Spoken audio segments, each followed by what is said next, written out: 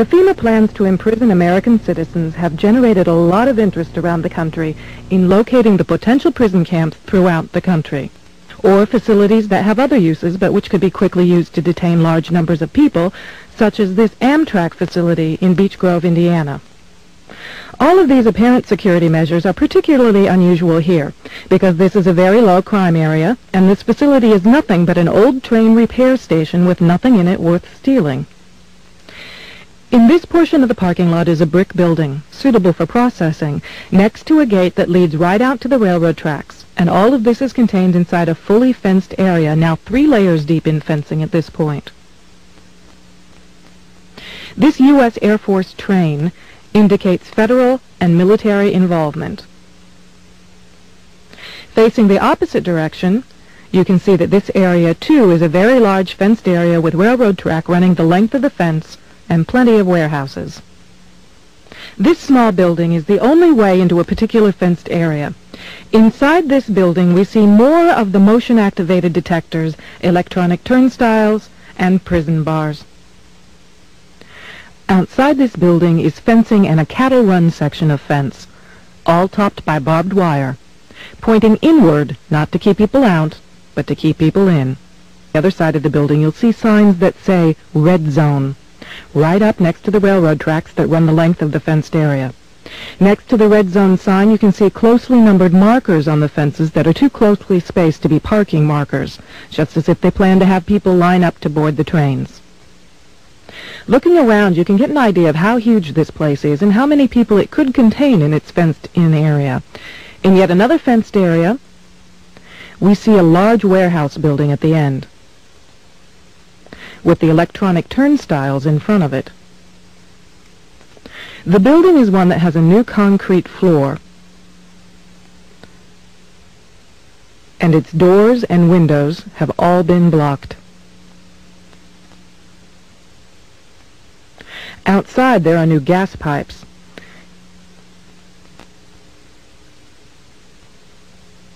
Even as we were filming, a black helicopter flew over us, observing what we were doing, which has happened many times when we have been at the facility.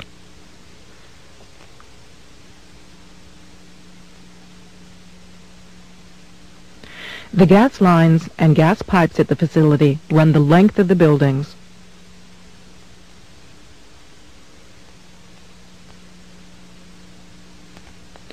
And come out at some very, very large, brand new furnaces that have been installed at the buildings throughout the facility.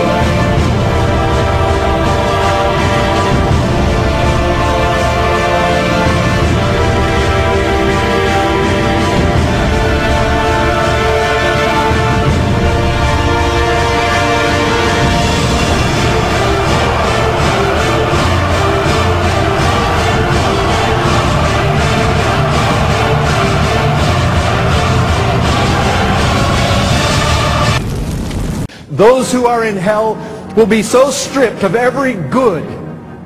They will be seen for what they are. Everything good about them will be taken from them. What they seem to have, they will no longer have. Every bit of common grace that was bestowed upon them will be withdrawn. They will be seen to be the horrible, detestable creatures they are. And so, here's this man, and he's burning in hell. He's pretty much given up on the fact of ever getting out, you know, after about, well, for sure more than 1,000 years have gone by. Over 1,000 years, because he's gone through the whole rest of history and through all the events in the book of Revelation, the whole millennial reign of Christ for 1,000 years. He's been languishing in hell this whole time.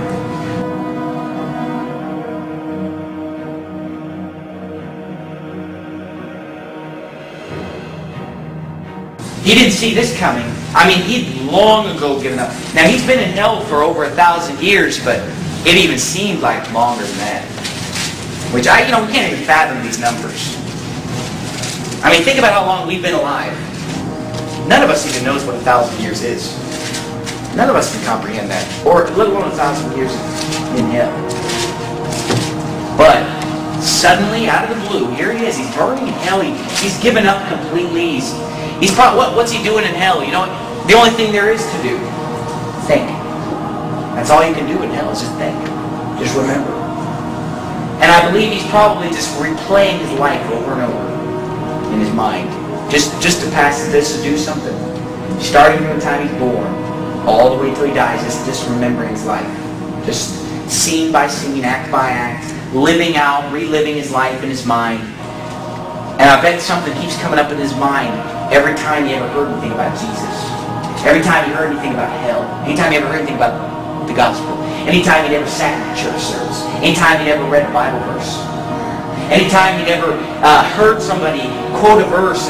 And the Bible has become part of our society in many ways, in our culture. And you'll hear verses. You'll hear people make statements that are from the Bible out and about. People have heard the verse, Jesus wept, or I heard somebody say one time, he was like on a political type talk show, he said, "Let not your heart be troubled." But he was talking about something completely different. Of course, that's just quoting Jesus. Let not your heart be troubled. You believe in God. You believe on. People speak and they talk about, render unto Caesar the things that be Caesar. But he's probably thinking about every time he heard the Word of God, verses about Jesus, the Bible, God. Maybe somebody knocked on his door at some point and he said, "I'm sorry, I've got to watch the game. The Phoenix Suns are on right now. It's into overtime. I can't talk right now." And he's saying to himself, "Oh God, why? Why didn't I listen?"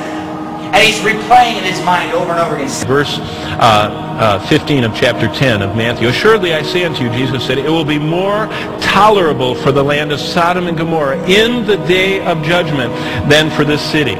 So what Jesus is saying there is even in hell there are levels of tolerability. For those who have grown up under the gospel, hearing it, seeing it lived out in front of them, having it printed before them, it will be infinitely more horrible and excruciating to have that much awareness of how much you knew of God and never embraced Him than for the person who is in hell, not because they rejected Jesus Christ, but because they're a sinner. Remember, no one goes to hell because they didn't hear about Jesus. Everyone goes to hell because they're a sinner. We're all born sinners. And we demonstrate